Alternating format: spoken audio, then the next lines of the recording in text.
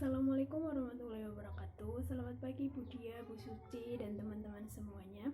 Perkenalkan, kami dari kelompok 5 yang terdiri dari Erna Kurniawati, Indra Tisna Septiawan, dan Atikah Laili Mukrimatin.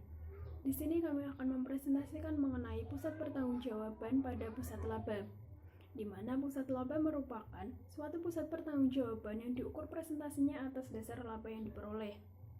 Yang dimaksud dengan laba di sini adalah selisih antara pendapatan dengan biaya. Dalam pusat laba, baik masukan atau biaya maupun keluaran atau pendapatan dinyatakan dalam satuan moneter. Di sini kinerja keuangan pusat laba diukur berdasarkan laba yang merupakan pengurangan antara pendapatan dengan biaya. Unit usaha.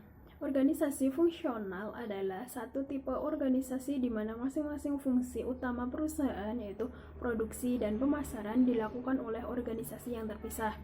Nah, apabila suatu perusahaan memberikan wewenang kepada suatu bagian atau unit usaha untuk menjalankan seluruh aktivitas produksi maupun pemasaran sebuah produk atau lini produk, maka proses tersebut dinamakan dengan proses divisionalisasi.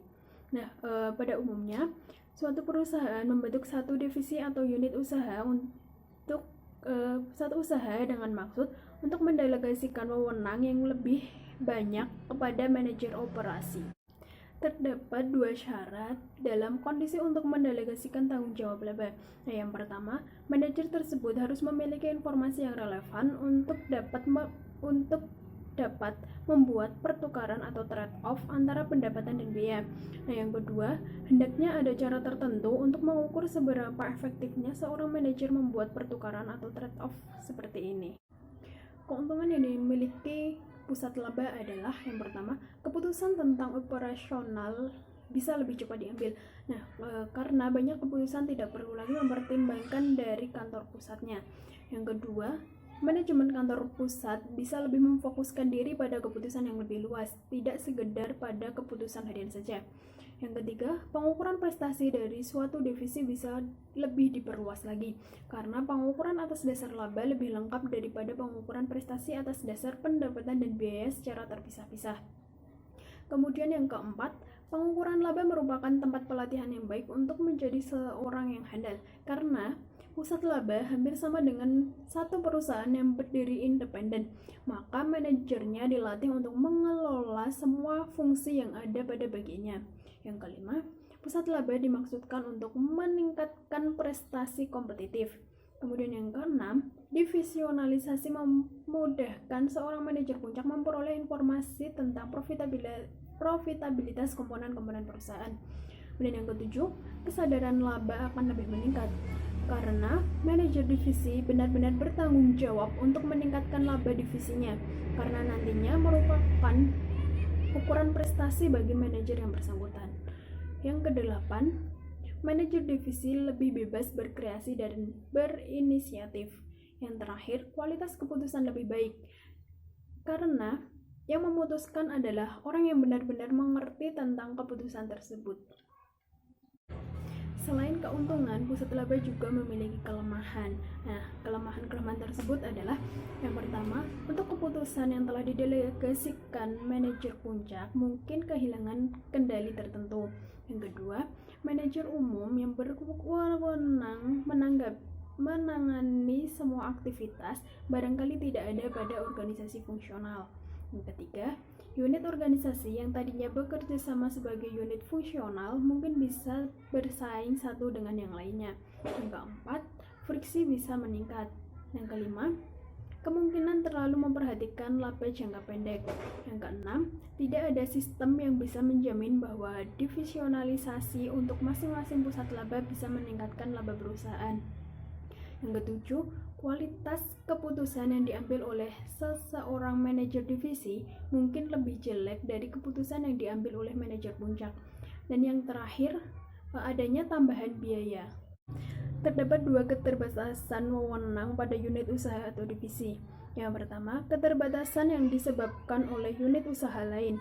Jika terjadi transaksi dengan divisi lain dalam suatu perusahaan, bahan pertimbangan bagi seorang manajer puncak adalah keputusan tentang produk apa yang akan dibuat dan dijual, cara pembuatan produk atau jasa, Keputusan pemasaran menyangkut tentang berapa banyak barang tersebut dijual. Nah, jika tiga hal tersebut diperhatikan, akan mempermudah manajer divisi untuk membebankan laba dan pengukuran prestasinya. Yang kedua, keterbatasan dari manajemen puncak disebabkan oleh tiga hal, yaitu pertimbangan strategi, adanya keharusan untuk penyerangan sistem, dan pemikiran bahwa sentralisasi lebih menguntungkan secara ekonomis. Selanjutnya ada pusat laba lainnya, unit-unit fungsional. Kebanyakan perusahaan besar biasanya dibagi-bagi dalam unit usaha tertentu. Unit usaha terdiri dari beberapa subunit. Unit organisasi dalam organisasi fungsional yang biasanya dijadikan pusat laba adalah unit organisasi produksi dan unit organisasi pemasaran. Unit organisasi pemasaran merupakan pusat pendapatan, dapat juga diperlukan sebagai pusat biaya. Terdapat dua jenis kegiatan, yaitu kegiatan logistik atau pemenuhan order. Kegiatan logistik karakteristik pusat biaya. Kegiatan order memiliki karakteristik sebagai pusat pendapatan. Unit pemasaran yang bisa dijadikan sebagai pusat laba dengan cara membebankan harga pokok penjualan kepada unit ini. Harga ini menyediakan informasi yang relevan untuk manajer pemasaran dengan keseimbangan antara pendapatan dan biaya. Unit organisasi produksi. Prestasi unit produksi diukur berdasarkan besarnya biaya yang terjadi. Masalah lain yang timbul sehubungan dengan perlakuan unit produksi sebagai pusat laba adalah bila terjadinya besaran khusus, mengakibatkan penyimpangan dari anggaran biaya. Unit produksi sebagai pusat laba berarti keluarannya, yaitu produk jadi dinyatakan dalam satuan moneter, dan prestasi unit produksi diukur berdasarkan laba yang diperoleh. Unit pendukung dan jasa, bagian pemeliharaan pemrosesan data, transportasi, pelayanan pelanggan, dan unit pendukung lainnya bisa dijadikan sebagai pusat laba. Bagian-bagian ini bisa merupakan divisi pelayanan di kantor pusat atau bisa juga merupakan unit yang sejajar dengan pusat laba. Suatu perusahaan yang punya cabang dan bertanggung jawab terhadap pemasaran produk perusahaan, apalagi cabang tersebut berbeda tempat, secara alamiah dianggap sebagai pusat laba.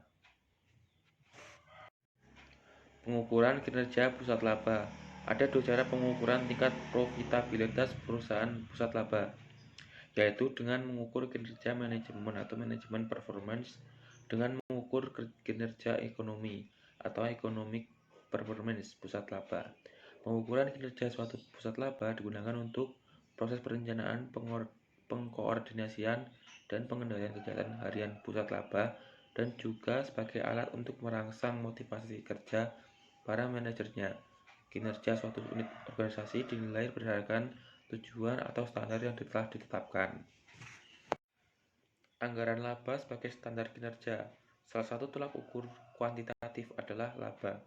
Pusat laba mengandung beberapa kelemahan, yaitu keberhasilan mencapai anggaran belum menjamin kinerja sebenarnya. Selisih laba yang terjadi mungkin tidak ada hubungannya dengan efektivitas tindakan manajer dalam tahun itu. Prestasi non-laba sebagai standar kinerja. Tolak ukur non-laba sulit atau hampir tidak mungkin dikuantifisir. Tolak ukur atau tujuan yang satu mungkin tidak konsisten dengan tolak ukur yang lain. Yang selanjutnya saya akan menjelaskan tentang tujuan pengukuran prestasi pusat laba. Nah, ada 3 tujuan utama pengukuran kinerja pusat laba menurut Rappaport. Yang pertama, sebagai petunjuk pengambilan keputusan ex-ante bagi manajer divisi. Yang kedua, sebagai evaluasi ex post oleh manajemen puncak terhadap prestasi manajemen divisi.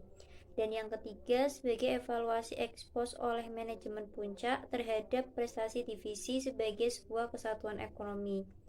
Nah, dari ketiga tujuan utama tersebut dapat disimpulkan ada dua kinerja pengukuran atau ada dua pengukuran kinerja. Yang pertama kinerja manajemen dan yang kedua kinerja ekonomi. Kinerja manajemen ini memperhitungkan semua elemen yang dapat dikendalikan atau dipengaruhi oleh manajer.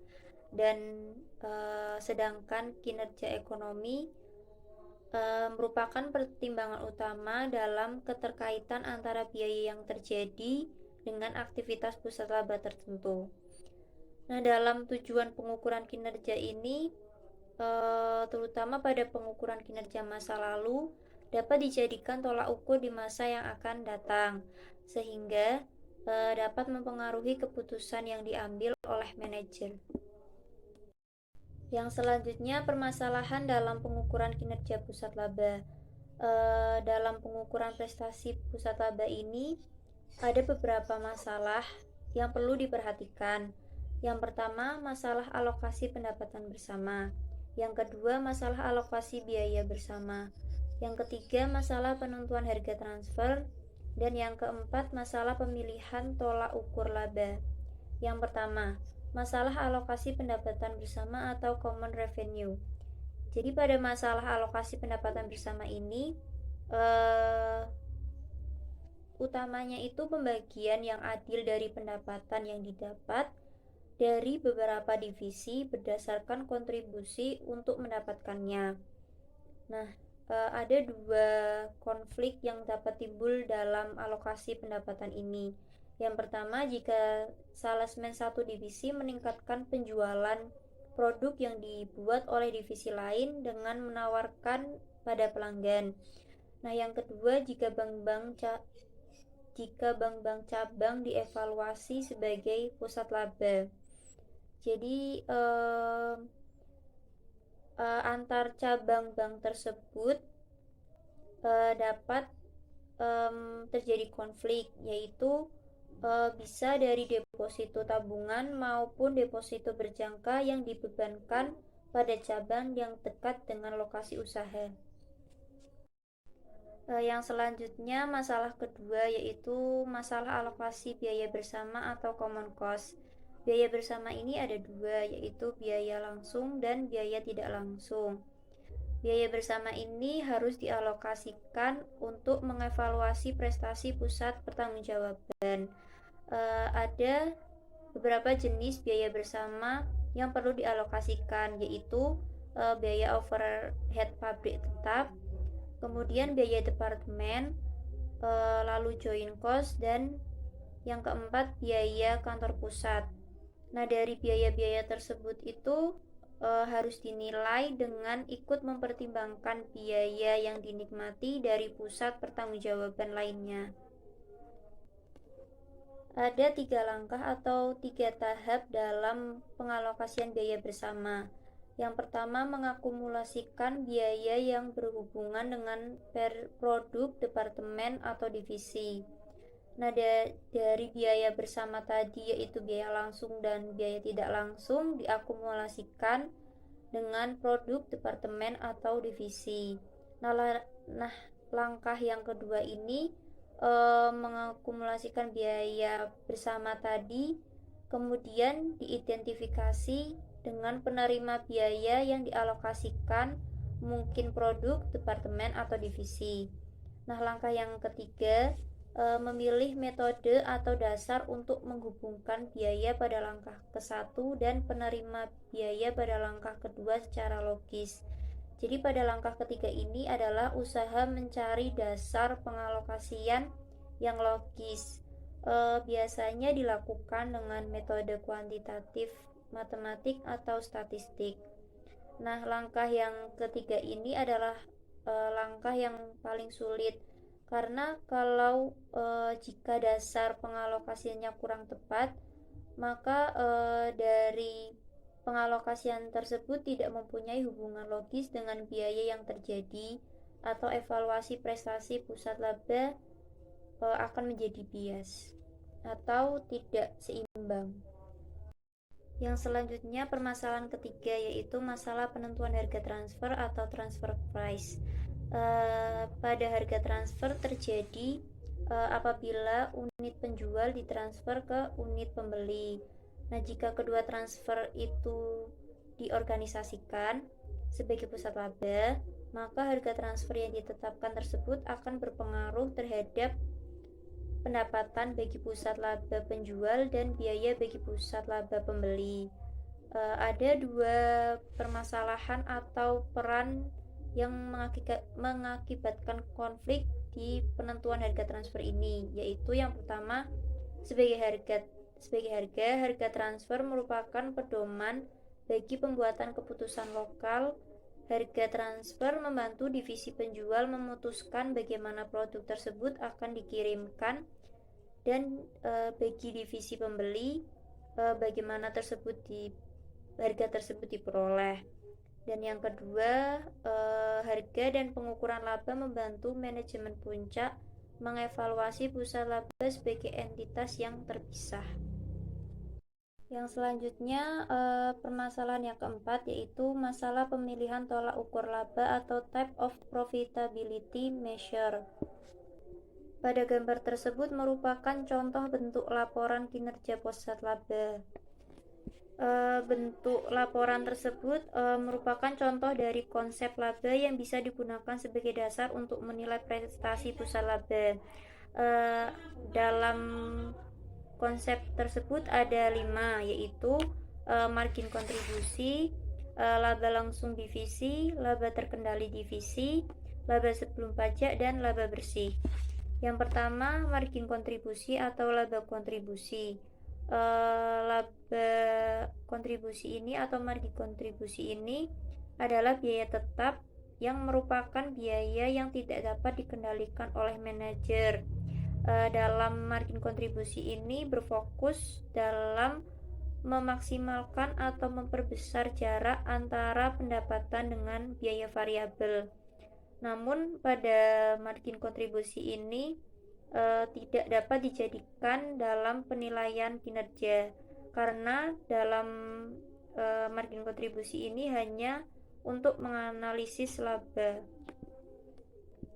Yang selanjutnya, laba langsung divisi. Dalam konsep laba langsung divisi ini yaitu memastikan semua biaya yang terjadi ke pusat laba tanpa mempertimbangkan apakah unsur biaya tersebut dapat dikendalikan atau tidak oleh manajer pusat laba. Dalam laba langsung divisi ini tidak dapat dijadikan dalam mengukur kinerja pusat laba, karena hasil kinerjanya masih membutuhkan biaya langsung dari pusat. Kemudian yang ketiga, laba terkendali divisi.